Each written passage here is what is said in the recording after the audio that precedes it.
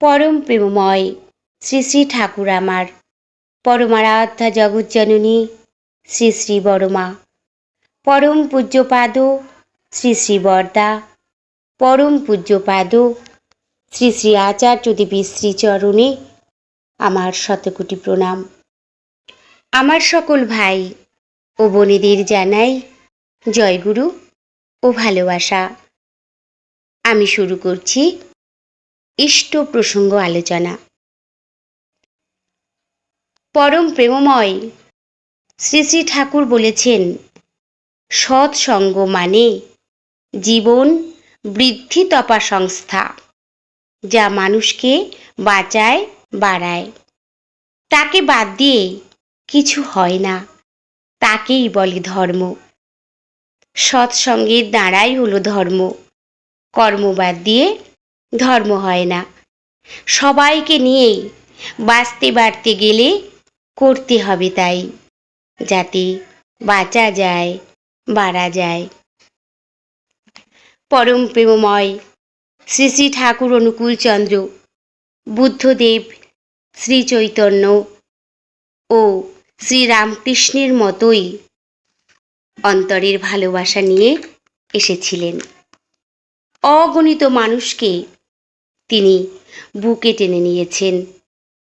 কত আর্তপীড়িত, দরিদ্র, বিপদগামী মানুষদের মুক্তির জন্য, তাদের স্বাভাবিক জীবনযাপনের পন্থা নিজ জীবনে এবং বাণীর মধ্যে দিয়ে তিনি মানুষকে রক্ষা করতে এসেছেন। তিনি একটি বাণীতে বলেছেন, বুদ্ধ ঈশায় বিভেদ করিস, শ্রী চৈতন্য রসুল কৃষ্ণে, জীবোদ্ধারে হন আবির্ভাব, একই ওরা, তাও জানিস নে। ঠাকুর আরও বলেছেন, ধর্ম এক, ঈশ্বর এক, প্রেরিত পুরুষগণ একই বার্তাবাহী। ইষ্টের প্রতি ভক্তি রেখে শ্রী শ্রী ঠাকুরের অনুশাসনগুলি আমাদের ঠিকঠাকভাবে পালন করতে হবে।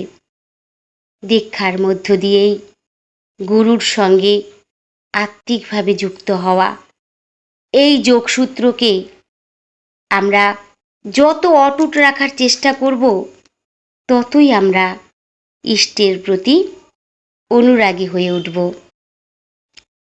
গুরু বা ইষ্টের আদর্শকে ঠিকভাবে গ্রহণ করলে আমরা ইষ্টের রঙে রাঙা হয়ে উঠব। জীবনে দীক্ষা অতি গুরুত্বপূর্ণ। দীক্ষা নেওয়ার পর ঠিকঠাকভাবে সেটা পালন করলেই বোঝা যায় দীক্ষা নেওয়ার আগে কেমন আর দীক্ষা নেওয়ার পরে কেমন। জীবনের পার্থক্য সহজেই উপলব্ধি করা যায়। গুরুর আদর্শে সকল সময় মগ্ন থেকে নিজেকে গুরুর পথে গড়ে তোলাই হলো দীক্ষিতের প্রথম কাজ। আর তার জন্য আমাদের যজন যাজন ইষ্টভৃতি করতে হবে ঠিকঠাকভাবে। সদ্গুরুর কাছে দীক্ষা নিয়ে প্রতিদিন সকালে নাম ধ্যান করা, প্রার্থনা করা, সর্বতোভাবে নিজেকে ইষ্টের অনুগত করে তোলা, একেই বলে যজন। আর দীক্ষিত ব্যক্তির মধ্যে যে ইষ্টপ্রাণ ভাব, সেই ইষ্টপ্রাণ ভাবকে অন্যের মধ্যে সঞ্চারিত করা, যাতে সেই ব্যক্তিও ইষ্ট সম্পর্কে আগ্রহী হয়ে ওঠে, তাকেই বলে যাজন। পরম পিতাকে নিয়ে মগ্ন থাকতে হবে আমাদের। আর তাকে নিয়ে মত্ত থাকলেই আমরা বা আমাদের কোনো প্রলোভনই বিপদগামী করতে পারবে না। কিছু কিছু মানুষ আছেন, কেউ কেউ বলে থাকেন, দীক্ষা না নিলে কি হবে। অনেককে বলতে শুনি, অমুক তো দীক্ষা নেয়নি, কিন্তু বেশ তো ভালো আছে।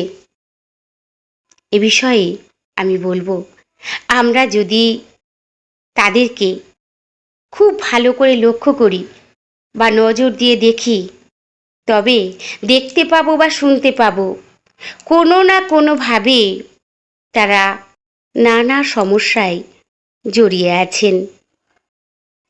পরম প্রেমময় শ্রী শ্রী ঠাকুর বলেছেন, ইষ্টে যদি না রলো ভাব, অভাব কি আর যায়, ডাইনি অভাব নানান ধাঁচে রক্ত চুষে খায়।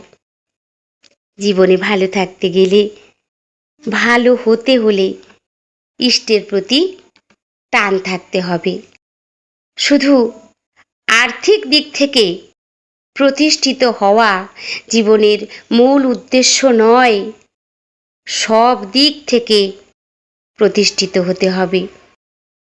অহংকার নিয়ে গুরুকে পরীক্ষা করতে গেলে নিজেকেই ঠকতে হবে। মনে কোনো অহংকার, কোনো জড়তা, কোনো দ্বিধা দ্বন্দ্ব না রেখে সদ্গুরুকে গ্রহণ করতে হবে জীবনে।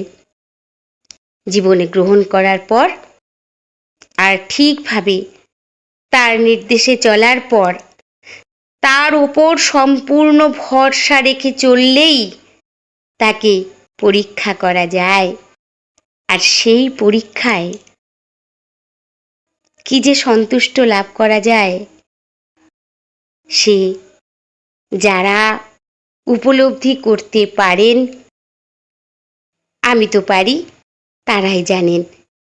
তাই ইষ্ট স্বার্থ প্রতিষ্ঠাই জীবনের মূল লক্ষ্য হোক।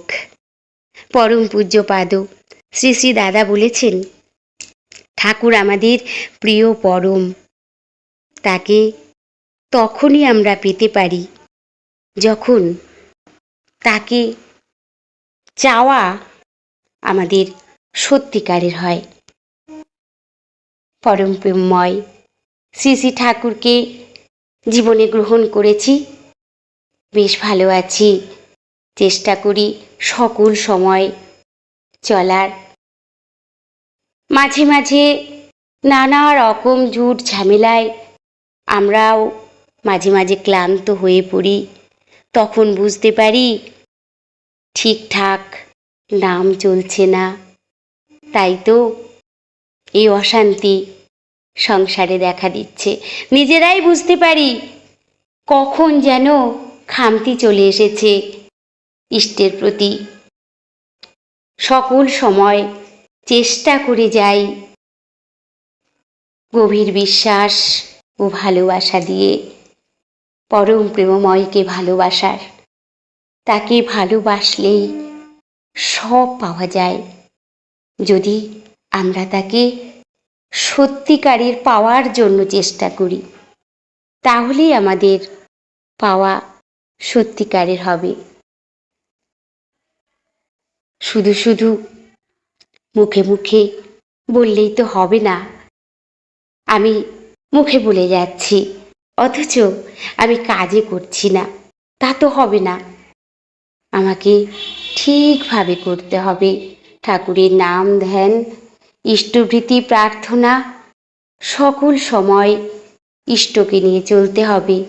তাহলেই ভালো থাকা যায়, সুস্থ থাকা যায়। সবাই ভালো থাকবেন, সুস্থ থাকবেন। আমার ইষ্ট প্রসঙ্গ আলোচনা ভালো লাগলে অবশ্যই আমাকে কমেন্ট করবেন। ঠাকুরের কথা আমার বলতে ভালো লাগে। আমার বাস্তব জীবনে ঠাকুরকে পেয়ে, তার দয়া যেভাবে আমি পেয়েছি, তার বেশ কয়েকটি আমি আমার ভাই বোনেদের জানিয়েছি। তারা সবাই শুনেছে। অনেক আছে জীবনে উপলব্ধি, তাকে পেয়ে জীবনে উপলব্ধি করেছি এমন ঘটনা অনেক আছে। প্রতিনিয়তই আছে, প্রতিনিয়তই বুঝতে পারি। সকল ডাকে প্রেমময় আমার সাড়া দেন। তাই সকলকে বলবো ঠাকুরের দীক্ষা গ্রহণ করে চলার জন্য। সেই চলায় আছে শান্তি, আছে স্বস্তি, কত যে ভালো লাগা। সে যারা সেই মধুর নাম গ্রহণ করেছে তারাই জানে সেই নামে যে কি মধু। সবাই ভালো থাকবেন, সুস্থ থাকবেন। আমি পরম দয়ালের শ্রী রাতুল রাঙা চরণে সকলের জন্য করজোড়ে প্রার্থনা করি, দয়াল তুমি সবাইকে ভালো রেখো, সুস্থ রেখো। জয় গুরু, বন্দে পুরুষোত্তমম।